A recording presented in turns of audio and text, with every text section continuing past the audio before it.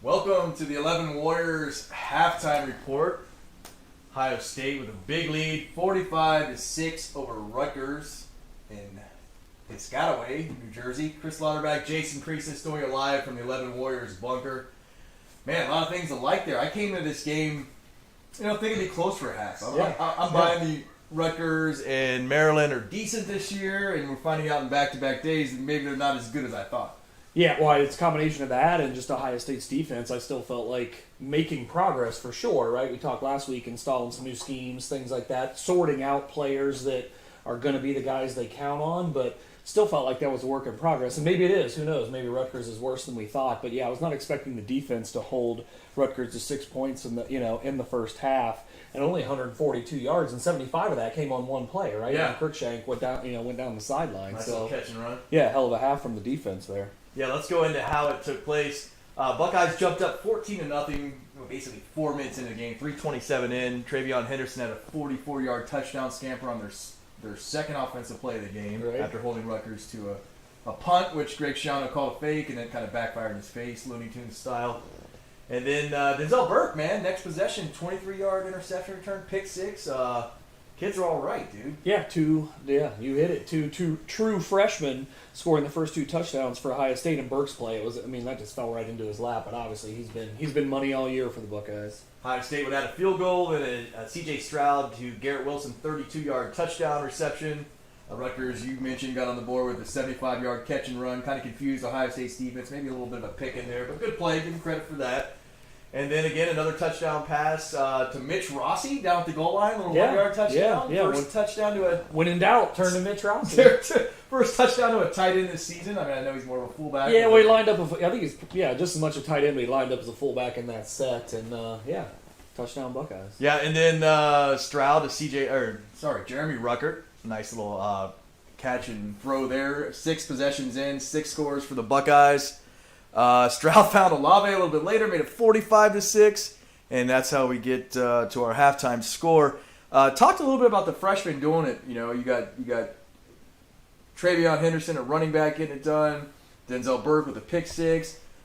Stroud's not exactly a true freshman, but you got young guys everywhere doing work for this team. I mean, yeah, we talked about how maybe that was part of the problem with, if there was anything around chemistry, with Dallas Gantz and Kayvon Post moving on, it's because these young guys, hell, Seven Banks, who's handled it well, but that was a guy, could be a first-round draft pick, and Burke basically Wally pipped him in the first week. Yeah. And do you remember those? Do you remember some people writing articles? Do you remember some other people writing articles about, hey, watch out, Seven Banks can go in the first round? We're like, whoa, slow your roll down a little bit over there. Yeah, I mean, that was obviously craziness to begin with, but he was still the incumbent, right? He started last year, and he was fine. But yeah, and Burke was, just barely a top 200 recruit.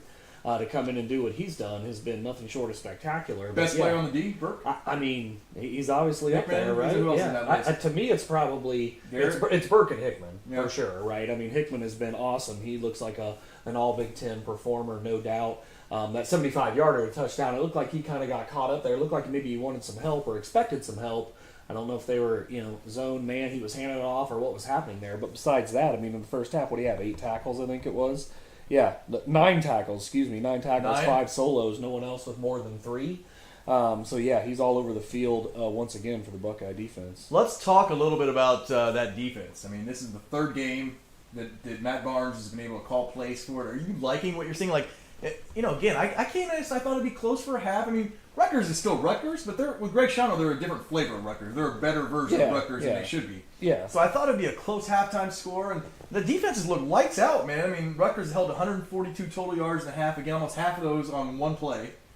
Do you like what you're seeing? Are you optimistic, or is this just, hey, we're playing Rutgers? My optimism is growing. No, my optimism is growing. I mean, it was last week, right? We talked about with Akron what you saw, and Akron was a lot of two safeties. We didn't see that at all when Combs was in charge. It was single high almost exclusively.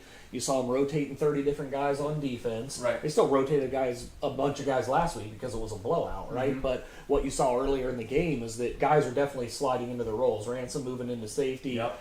Hickman obviously doing what he's doing. Man, he's been such a good surprise. Burke, Cameron Martinez coming on, and solidifying a position there. Needs to work on his hands. I think Cody Simon solidifying linebacker next to Taraji, right? I mean, that's the main reason reason you saw Pope, that's why Pope and Dallas Gann aren't here. Right. Is because they're seeing a younger guy carving out a role, and it's like, hey, that's going to be the guy. Because I think we remember Pope played like 31 snaps against Minnesota, and then had like 6, and then a couple. Well, that was at the expense of the Cody Simons and then Eichenberg behind him. Again, another young guy solidifying the role. So yeah, I was optimistic about the defense because again, not being so predictable. Right. Offenses didn't know exactly what they were going to get. Right. And you started to see the roles get defined on who were going to be the main guys. But it was still like, okay, if you're installing stuff that you weren't running in the first couple games, what's going to be the learning curve, right? And making sure you're in the right place at the right time in those schemes. And that could be part of what caused that 75-yard touchdown. But overall, yeah, you got to be excited about the defense only giving up 4.6 yards per play. And again, that's with a 75-yarder. More than half of their total yards coming on one play. So yeah, I'm feeling pretty good about the defense. If I'm nitpicking the first half, not much of a pass rush there. I think Ron Vincent had a hurry, but that was about it. Now you can't get pressures on these bullshit screens they're running, right? Where they're almost throwing backward passes. But when they have dropped back and tried to throw it downfield, I feel like Pacheco's had a little bit of time, or Vidal, had a little bit of time to throw.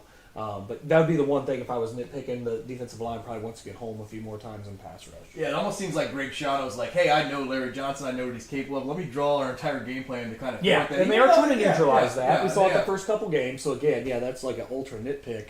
But yeah, you got to feel good about what you're seeing from the secondary. 10 of 18 passing, allowed 105 yards with a touchdown and a pick. And again, 75 came on one play. So they've got about 30 yards passing on the other 17 attempts. So you'll take that, right? Love that. Ohio State's putting up 10.7 a play. I mean, a couple weeks ago they said school record of 11 point something. So continues to be one of the best offenses in the country. 395 yards. 395 yards in the first half. Can't beat it. We'll take it. Well, this game's going to be an 8-hour game. Might as well get 800 yards. Yeah, we need a running clock in the second half for this thing. 19.5 per completion for Stroud. Let's talk about him for a minute, man. The guy's 14 of 18 the first half here, 273, 4 touchdowns. 78% completion percentage, a rating of 278.5. Seems like only yesterday when half of Ohio State Twitter was calling for him to be benched. Yeah, to me he looks healthy. I run it back, right? I've been Team Stroud since the beginning. I don't think he's not Justin Fields, that's for sure, but he's clearly the best they got, and he was clearly nicked up the last couple weeks. You could just tell. I mean, today, and even in play calling, you could tell. There was one play today where it was RPO. But still, he ran the ball, right? And he ran the ball with purpose. He's not going to do that a bunch, but he definitely did it. So you can tell he feels better. And just, rolling around the pocket, he rolled right with success almost the entire half. My favorite play of the half, though, was the touchdown to Olave. Drops back, feels some pressure, steps up rolls to the right, then steps up, throws back left. And I think the great thing about that, it wasn't a long throw, right? It was a 56-yard touchdown, but the pass was maybe 15 yards? But hit him in stride to where Olave could beat the defender to the corner and then turn it upfield, and then it was over, right? So just an awesome throw, showed some poise, showed some confidence on top of looking healthy. So yeah, what'd you say, Stroud? 14 of 18 for 273 with 2 drops. Yeah. So yeah, you got to feel pretty good about his first half performance. It's clean about half of I've seen him play so far this year, and you're right. I think the week off for his shoulder did a lot for him. You kind of wonder if they could have given him 2, get Tulsa out there too. But glad to have him back. He's looking great. What do you guys got going on for the drink of the week today? Kind of mix it up a little bit. Yeah, we started with some Calumet 14, little friendly little 96 proofer you can sometimes find in the store. The Tumbling Dice, I think we talked about last week a little bit. Certainly, love that guy. You're not going to find it in the store, but I'm a little, normally don't drink too much in the game, and I got maybe like a 30% buzz right now. So yeah, I feel all right. I got the assistant manager from 7th Son again. I'm a pretty simple guy. Stick to pretty simple things, but it's going down well.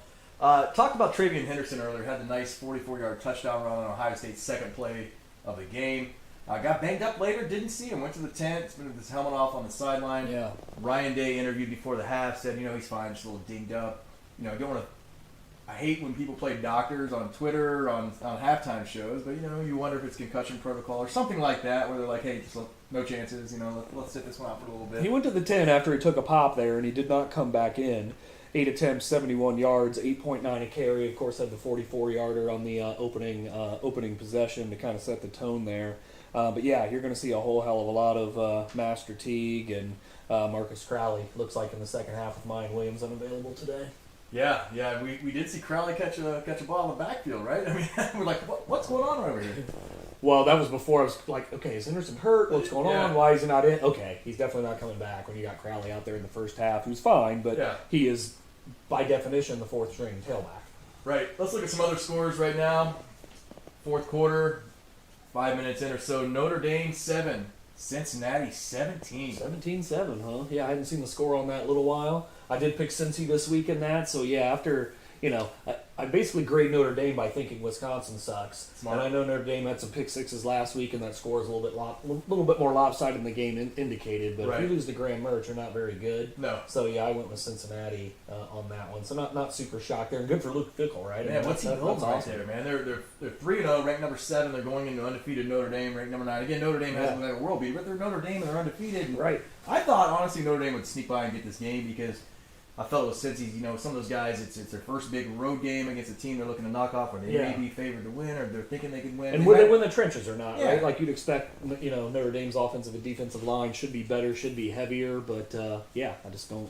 I'm happy for Luke, for sure. Third quarter in Tuscaloosa, just started down there.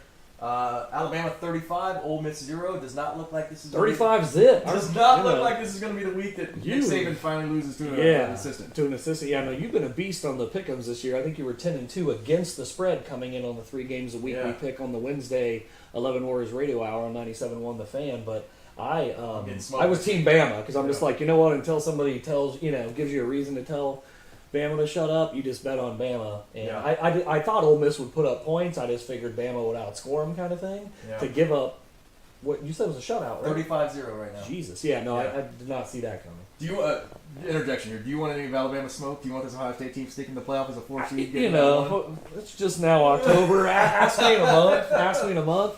I'd rather get in the position to be in that game. And 31-0 against Clemson obviously sucked. Yeah. But I'd rather been in the playoff than not. Out in the Bay Area, Stanford 17, number 3 Oregon 7 at the half. Man, yeah, it's that conference has peaked too soon many times right before, so we'll see. How much time's left in that one? You said it's at the half. It's at the half. Yep. Yeah, we'll see. Oregon impressed me on that Saturday, but again, I think it just goes back to was Stroud okay? And then things just got so off schedule. Yep. I said it a million times. Like in that second half, Ohio State had the ball 6 times in the second half.